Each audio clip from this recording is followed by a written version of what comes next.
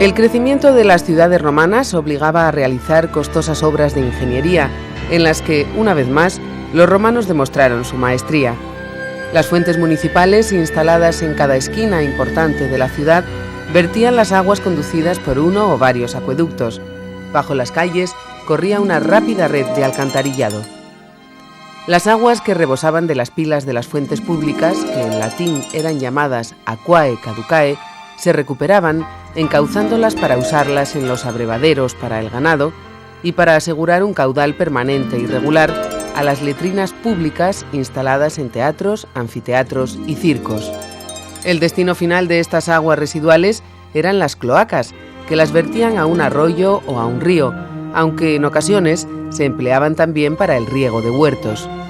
A mediados del siglo I después de Cristo, las aquae caducae comenzaron a utilizarse también para llenar unos depósitos construidos con la finalidad de facilitar la extinción de los frecuentes incendios.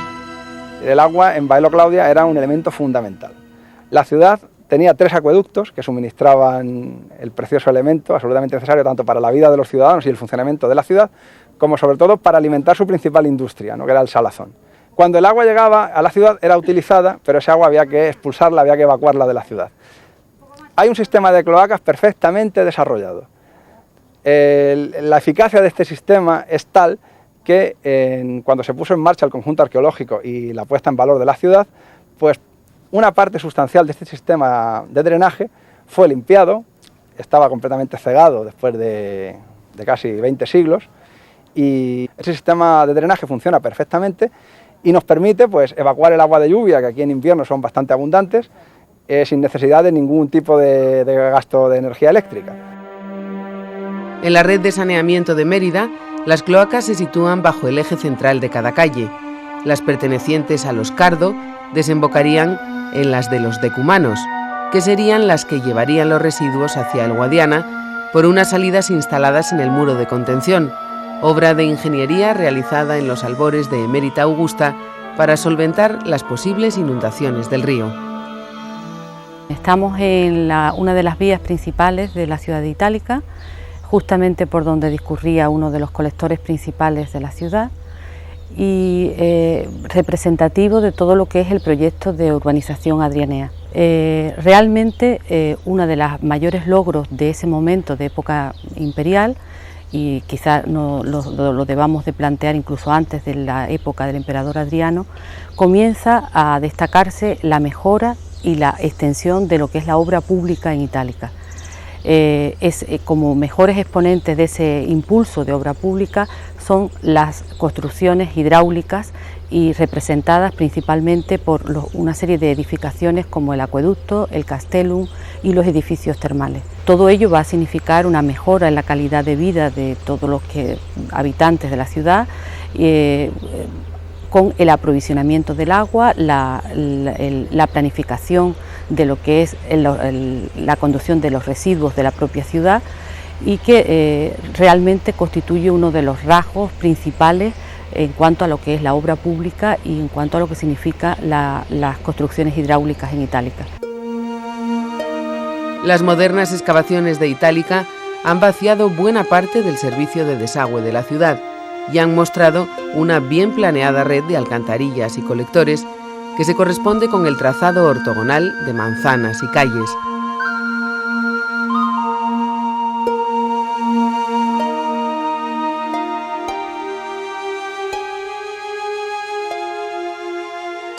Para las labores de limpieza y conservación se podía acceder a las cloacas por unos registros ubicados en los cruces de las calles y otros puntos estratégicos de la ciudad. Por el colector central puede caminar una persona erguida sin obstáculos.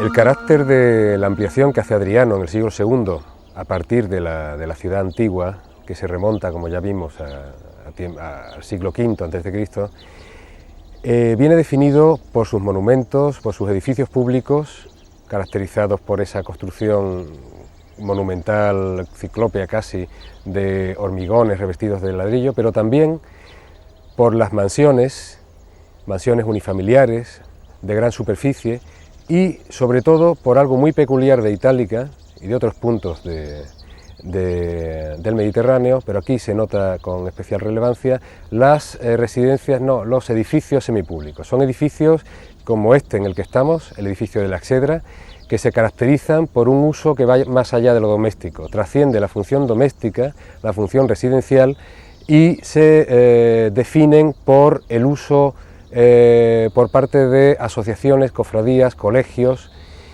y por lo tanto las instalaciones que en ellos nos encontramos tienen que ver con el mundo del deporte, con el ejercicio, con las reuniones, con los baños, todo ello organizado en torno a un gran patio, porticado, columnado, en este caso con pilares cruciformes, el peristilo, en torno al cual se organizan las estancias, las diversas áreas de este edificio semipúblico, como también será así en las residencias particulares.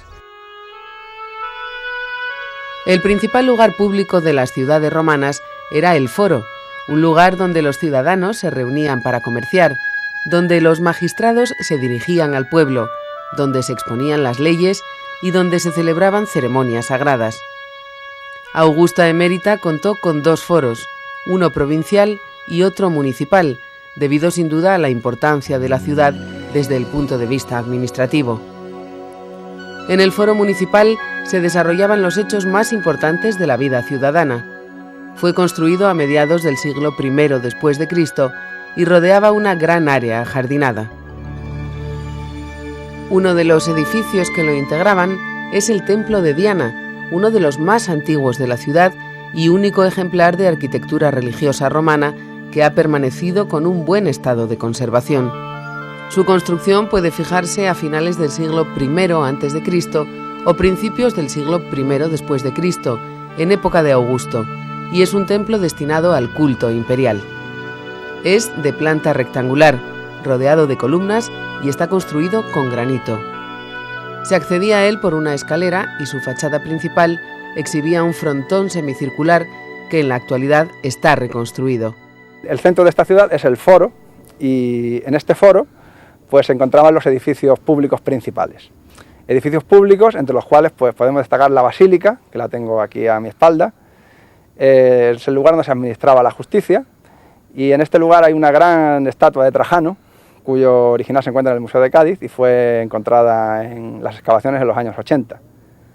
En uno de los laterales del foro, en lo que es el pórtico occidental, se encuentran una serie de edificios administrativos, como es la curia, como el tabularium, es decir, el archivo de la ciudad, donde todos los decretos del ordo o el senado local pues quedaban allí guardados para conocimiento de todos los ciudadanos, y luego una serie de pequeños edificios que tienen una función todavía poco definida, como puede ser santuarios para el culto imperial. En la parte norte del foro encontramos el Capitolio, es decir, el lugar donde se encontraban los santuarios de las divinidades.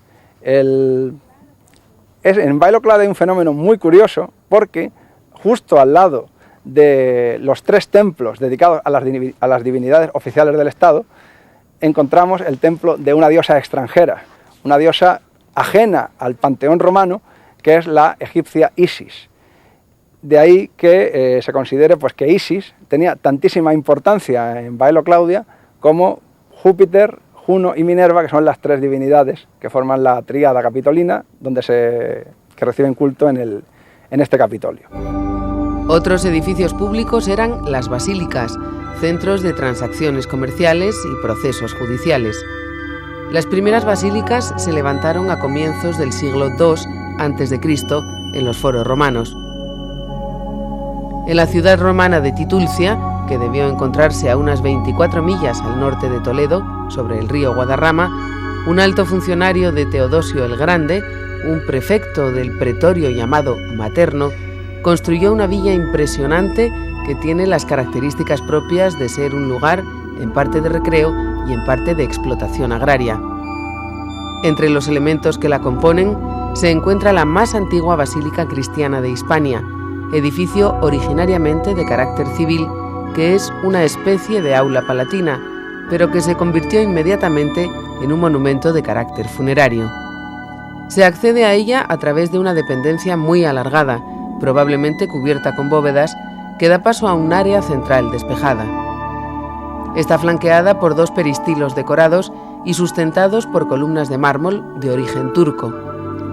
El elemento de cabecera tiene una estructura muy específica, claramente reconocible, a base de verdugadas de ladrillo que enmarcan sillares de caliza y que será un tipo de construcción generalizado en el ámbito del Imperio Romano a partir del siglo V.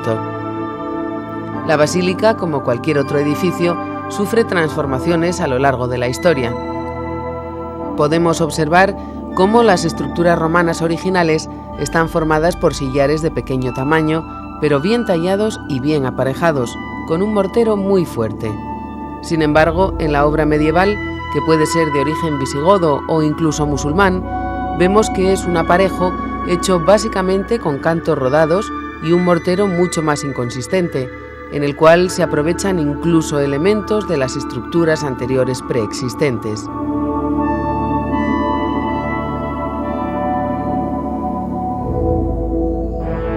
Los romanos levantaban sus templos en los foros y a lo largo de la ciudad. El templo es la morada del dios al que está consagrado, y solo los sacerdotes pueden acceder al santuario. Tiene planta rectangular, emplazada en un alto basamento, tejado a 2 aguas y vestíbulo profundo con columnas exentas. El altar para los sacrificios se sitúa siempre a la entrada del templo. En Córdoba se halla un templo romano de monumentales proporciones dedicado a los dioses mitológicos.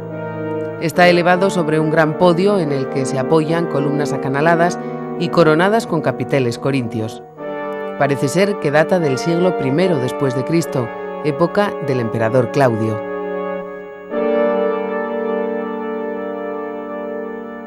Los romanos disponían también de baños públicos donde, además de bañarse, disfrutaban de masajes y untaban sus cuerpos con aceites perfumados. Los ricos disponían de baños en sus lujosas casas de la ciudad y en las villas del campo, pero también los pobres podían disfrutar de baños calientes en las termas públicas. Estas instalaciones les llegaron de Grecia, pero los romanos añadían a su diseño un campo de deporte en las mismas dependencias. En España se conservan importantes vestigios de termas romanas, algunas en funcionamiento aún, como las de Alange o las de Baños de Montemayor, donde siguen manando aguas medicinales como lo hicieran en el siglo I a.C. Allí, donde no había aguas termales, los romanos las calentaban y el ciudadano podía disfrutar, exactamente igual que hacemos hoy en las modernas instalaciones, de un circuito hidrotermal con agua fría, agua caliente, vapor y masajes. Generalmente, traspasada la entrada de las termas, se llegaba al vestuario, apoditerium, equipado con bancos y hornacinas donde depositar los vestidos que serían vigilados por un esclavo. Y desde allí se iniciaba el circuito. Primero el tepidarium, recinto abovedado con temperatura tibia que preparaba al individuo para la diferencia de temperatura. Después se pasaba al caldarium, o baño de agua caliente, provisto de pila y bañera.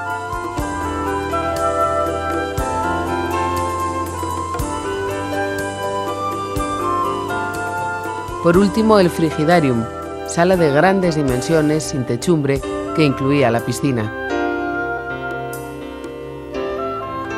Disponían además de una especie de sauna, el laconicum, una habitación pequeña, fuertemente calentada, con un techo semiesférico y una abertura en la parte superior que podía abrirse o cerrarse para suavizar el aire caliente del recinto.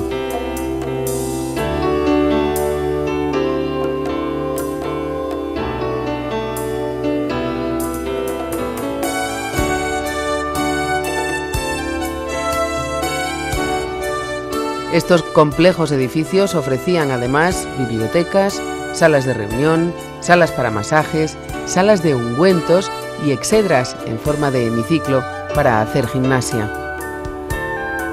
Para calentar los baños, los romanos utilizaban instalaciones de calefacción llamadas hipocaustos, unos hornos calentados con carbón de leña, construidos bajo una cámara especial, esparcían el calor por cavidades del suelo y de ladrillos huecos con aberturas en las paredes.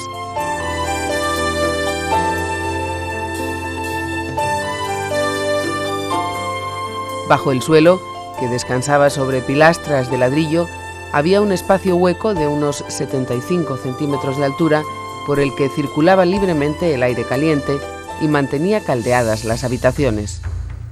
Una característica de los romanos era su dedicación al tiempo libre. Muchas personas carecían de trabajo continuo, por lo que disponían de excesivo tiempo libre. En la Roma del siglo II después de Cristo, casi la mitad de la población vivía de la caridad pública y los días festivos podía asistir a los juegos subvencionados. Los circos o hipódromos se construyeron en las ciudades más importantes. En ellos se celebraban competiciones con las que muchos hombres se hicieron ricos por las apuestas. El circo de Emérita Augusta ofreció importantes carreras desde su construcción, inicios del siglo I después de Cristo, hasta el siglo V. Es uno de los más importantes del imperio y uno de los pocos que se puede apreciar actualmente en toda su planta.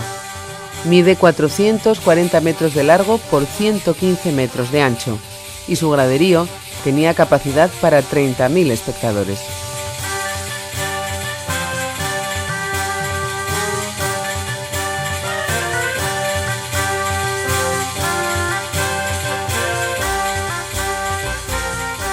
En los lugares con mayor visibilidad se situaban las tribunas para autoridades, jueces de las competiciones y personas que sufragaban los espectáculos. En el centro de la arena había una plataforma llamada spina, con metas en los extremos que dividía en dos el circuito y en torno a la cual se desarrollaban las carreras de carros conducidos por un auriga y tirados por 2 caballos, esto es, vigas, o por 4, cuadrigas.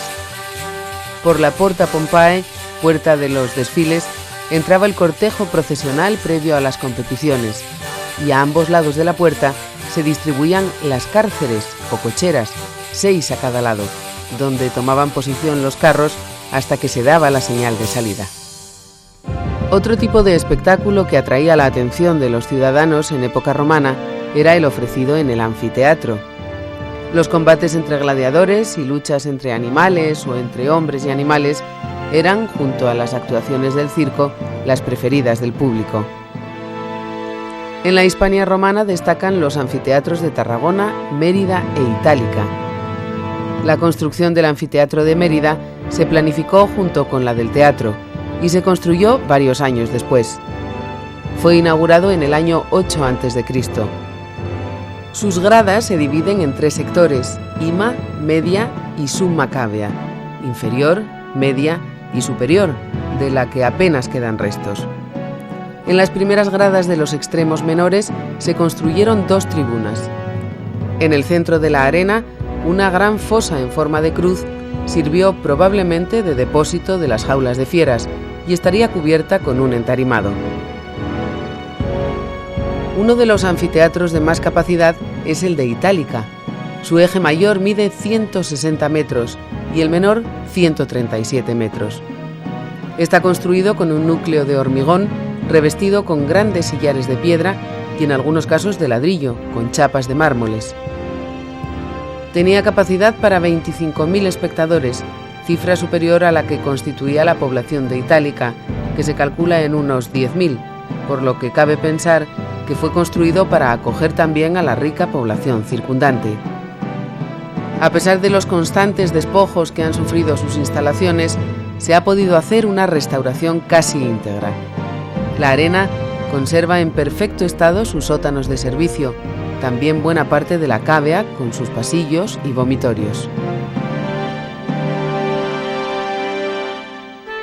Los anfiteatros, junto con los teatros, son unos de los edificios más majestuosos y por ello a menudo los mejor conservados. Su origen fue el de dar culto a los dioses y las representaciones teatrales nunca anularon por completo su carácter religioso. Eran representaciones adaptadas del teatro griego, en forma de tragedias, comedias y mimos. Los romanos implantaron un tipo arquitectónico para sus teatros diferente al griego: la orquestra. El espacio circular por el que evolucionaba el coro en el teatro griego adopta con los romanos la forma de semicírculo. El resto sería ocupado por las gradas de la cavea, también en forma de semicírculo. El espectáculo se desarrollaba en el púlpito, contiguo a la orquestra, y separado por un murete de altura menor de 1 metro. En la parte trasera del púlpito se construía el frente de escena, un muro alto con elementos decorativos que servía de decorado y por donde entraban y salían los actores. Esta pared mejoraba la audición, puesto que proyectaba hacia la cávea las voces de los actores. Un extraordinario modelo de teatro romano en Hispania es el que se inauguró entre los años 16 y 15 a.C. en Emérita Augusta, bajo la promoción del cónsul Marco Agripa.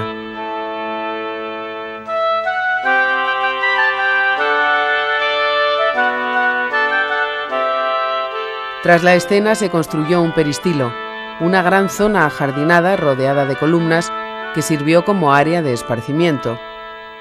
En uno de los extremos del peristilo y en un nivel superior se han encontrado restos de unas letrinas, sin duda un lugar muy frecuentado durante los días de espectáculos debido a la aglomeración de ciudadanos que se daba. En Augusta Emérita sigue presente el teatro de Eurípides. Medea canta su venganza con voz proyectada en el histórico frente de escena.